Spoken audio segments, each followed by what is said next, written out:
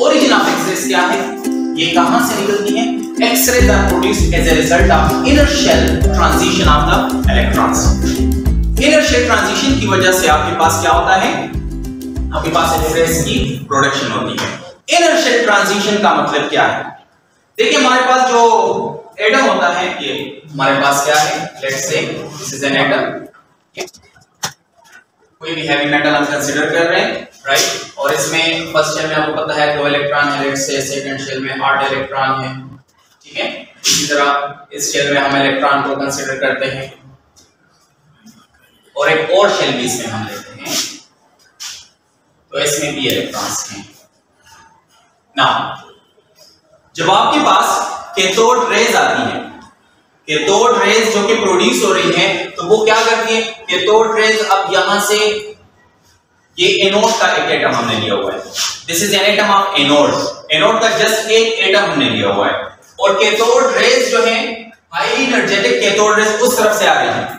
बात समझ में आ रही है? तो इस साइड से कैथोड रेज आ रही है और इस एटम को हिट कर रही है। तो अब जैसे ये कैथोड रेज आएंगी और यहां से एक इलेक्ट्रॉन को अगर ये हिट करती है, एनोड का इलेक्ट्रॉन अगर हिट होता है, तो यहां से ये इलेक्ट्रॉन नॉकआउट हो जाता है, निकल जाता है, और यहां पे क्या हो जाता है? फ्री स्पेस, वैकेंसी क्रिएट हो जाती है। यहां से इलेक्ट्रॉन निकल गया, ठीक है? तो इनर शेल से इलेक्ट्रॉन निकलकर इनर शेल में आपके पास क्या हो जाता है? एक वैकेंसी आ जाती है, खाली जगह आ जाता है। इसी तरह अगर इस इलेक्ट्रॉन को मैं निकाल लूं, इसमें भी अगर लेट्स से कैथोड रेज आ जाती है, तो यहां से भी इलेक्ट्रॉन निकल जाता है। बात समझ में आ रही? ठीक है? तो अब इनर शेल में अगर इलेक्ट्रॉन नहीं है, तो हायर शेल जो इलेक्ट्रॉन होता है उसकी एनर्जी ज्यादा होती है। हायर शेल वाले इलेक्ट्रॉन की एनर्जी ज्यादा होती है, लोअर शेल्स की एनर्जी जो है वो कम होती है। तो ये यूनिवर्सल ट्रुथ है कि हमेशा कोई भी सिस्टम हो विद इन द यूनिवर्स, वो हमेशा लोअर एनर्जी की तरफ जाता है, from higher towards the lower. तो अब अगर आपके पास लोअर एनर्जी स्टेट खाली है, तो हायर एनर्जी वाला इलेक्ट्रॉन जो है वो इधर आएगा इस वैकेंसी को फिल करने के लिए। और ये आपने बोर्ड मॉडल में पढ़ा है कि जब हायर शेल से लोअर शेल में इलेक्ट्रॉन आता है, तो उसके नतीजे में क्या होता है? रेडिएशन रिलीज होती है, खारिज होती है। तो ये इलेक्ट्रॉन जब इनर शेल में आएगा, तो यहां से जो रेडिएशन इमिट होगी, that radiations will be called as X rays.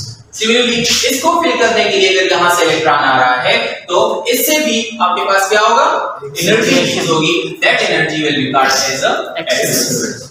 समझ में आ रही है? तो एक्स-रेज बुनियादी तौर पर इनर शेल ट्रांजिशन की वजह से हो, यानी जब आपके पास इनर शेल खाली हो जाता है, ठीक है, तो इनर शेल खाली होने की वजह से जब हायर शेल से इलेक्ट्रॉन नीचे आता है, तो उससे जो एनर्जी आपके पास रिलीज होती है, that energy is called as X rays. Now, when energetic electron hit the metal target, it knock out the electron from the inner shell, and electron from the higher shell jump down to fill that vacant position of the electron. It results in the emission of electromagnetic radiation in the X-ray region. So इस बात को हमने diagrammatically explain कर लिया।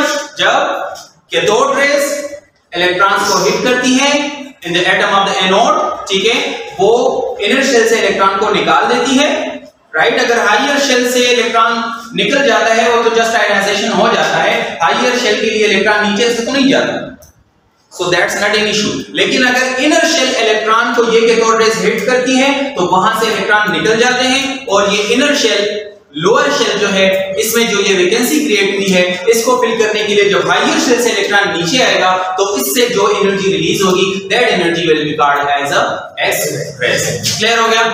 इसमें किसी का कोई क्वेश्चन हो तो पूछ सकता है। एनीवन?